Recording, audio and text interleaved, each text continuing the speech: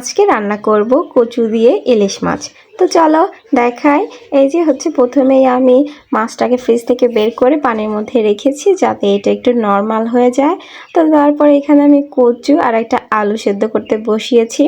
তো তারপর আমার একটা মশলা লাগবে। তো এখানে হচ্ছে দুইটা মিডিয়াম সাইজের পেঁয়াজ, 2 কোয়া রসুন, অল্প একটু জিরে আর ছিল 7-8টা কাঁচামরিচ। তো এগুলোকে আমি ব্লেন্ড করে নেই।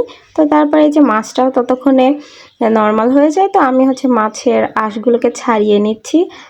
এই মাছটা মানে অনেক আগের, তো যার কারণে একটু নরম হয়ে গেছিলো। তো সে যাই হোক, এই যে আমি হচ্ছে মাছগুলোকে এখন কেটে নিলাম। তো সম্পূর্ণ মাছই রান্না করব না, তো কেটে রাখছি আর কি।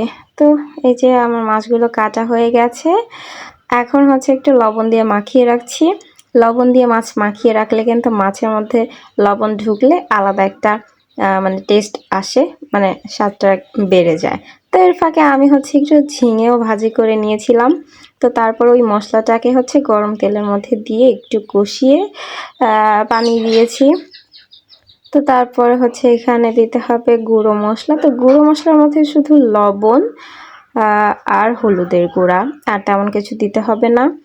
তো আমি এই রান্নাটা অন্যভাবেও করি, তো আজকে আবার এভাবে করলাম।